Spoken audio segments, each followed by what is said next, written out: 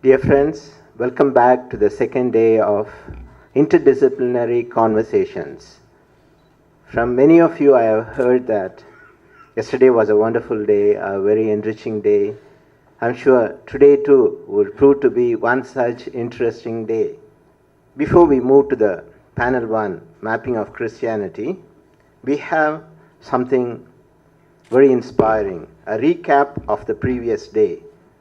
I know many of you are theologians, but you would still agree with me that no one has seen God. But it is an interdisciplinary gathering, so I would rephrase the same question. Has anyone seen the collective unconscious about which people like Carl Jung speak about? Again, no one has. But today you are going to see the embodiment of our own group's collective unconscious. And it is Julius Bautista. He's going to bring all that we have heard and retain in our collective unconscious to our consciousness. Through him, it will reach our consciousness once again. And with that, we can smoothly begin the day. So I now welcome Julius Bautista. That introduction was just too much. Seriously. I was really feeling good from the video.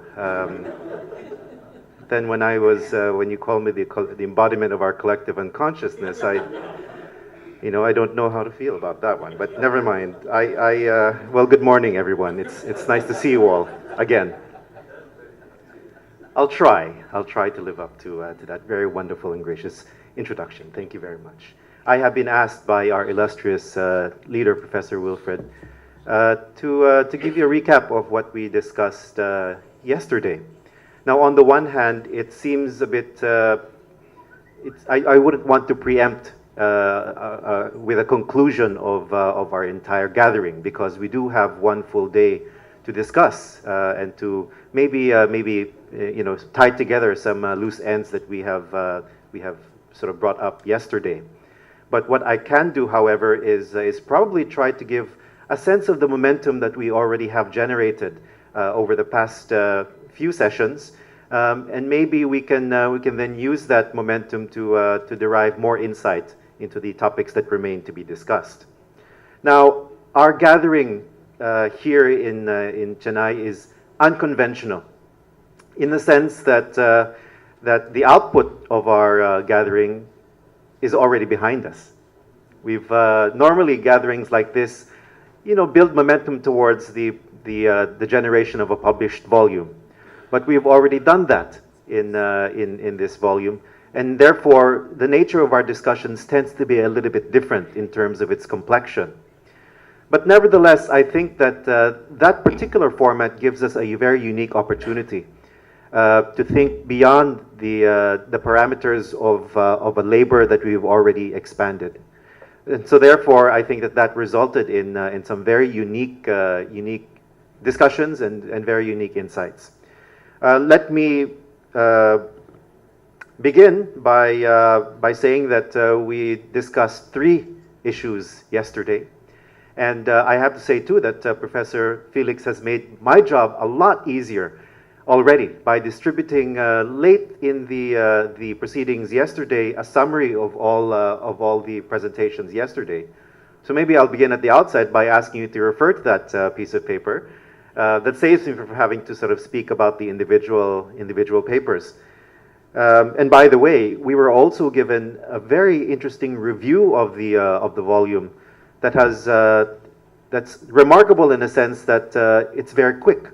It's very quick from the publication of the volume for a review to already come out, which I would like to think is a testament to its impact.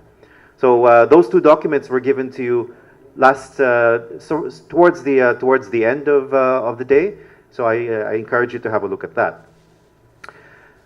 Now, yesterday we discussed 3 themes. The first of those themes was on plurality, and that corresponded to the section of the volume which talked about cross-cultural flows and pan-Asian movements of Asian Christianity. Now, that theme was distilled or channeled into a particular question. What is distinctive about the plurality of Christianity in Asia? And I think that that question was answered in a very big way in yesterday's first panel, with the identification of different kinds of plurality in Asian Christianity. There was plurality in theological formation among clergy. There was plurality in differences in terms of cultural theology. We had plurality that arose from engagement with marginal sectors of the community, including indigenous communities and women. We had plurality in the dissolution of the dichotomy between subject and object, plurality that arose from an emphasis on the poor. And finally, we had a plurality in the distinctive kinds of interactions between Asian Christianity and the humanities and the social sciences. And I think that that was a good way to start our discussion, is to emphasize that what we are talking about here, we are here together under a unified interest in Asian Christianity, but we all have different investments into what that Asian Christianity means. So it was a good start to our proceedings. The next panel was a panel that corresponded to the third section, Asian Christianities and Social Cultural Practices. Oh, processes, I beg your pardon. And the question was, how has Christianity affected the formation of cultural and social movements in Asia? Now, what was interesting from that panel was that we identified that that is actually a dialogical process. In other words, it's not just that Christianity influences social and cultural movements, it is also that social and cultural movements impact upon the nature of Christianity itself. That the way Christianity is understood and practiced is very much impacted upon by the social and cultural contexts in which it is embedded. And in that respect, we had discussions that spoke about Christianity in both majority contexts and in minority contexts, which then enabled us to reflect on larger issues of concern that transcended even the cultural communities in which we were talking about. We spoke about the global environmental crisis as a new problem towards which we can orient our understanding of Christianity in Asia. And being part of that panel myself, I thought it was a great privilege to be able to think along those lines. The third part of yesterday's proceedings corresponded to the fourth section of the book, which was on Asian Christianity and interaction with Asian religious traditions. And that was conceptualized according to this question: what are the perceptions about Christianity by peoples of other faiths? And what are its implications? That discussion was also very fruitful and very, very diverse. But what I think encapsulated the spirit of that discussion was an interrogation of the very nature of interfaith itself. What does it mean to actually have interfaith dialogue? Which was a question that we encountered even before yesterday. During the formal launching of our volume, the Archbishop had mentioned that we need to sort of really think about what it means to be interfaith. And what came out of that session, I think, was very interesting and in my opinion, very, very crucial. That interfaith is an engagement between people. Instead of an engagement between complex theologies and complex doctrines, it is fundamentally a connection between people. And therefore, the word interfaith represents a more human concept rather than a more theological or doctrinal one. But this also calls for the necessity to shift seeing religion primarily and exclusively as just a system of belief. It is, in that sense, a means of intersubjectivity rather than an emphasis on theological difference. In that session, we also identified Asia as making a very distinct contribution to interfaith itself. There were some very prominent examples of that, from the Emperor Ashoka to Gandhi. But we also identified some challenges to Asia, to the capacity of Asians to engage in meaningful interfaith. And that terrain is being challenged by all sorts of problems that we are facing in the contemporary scenario.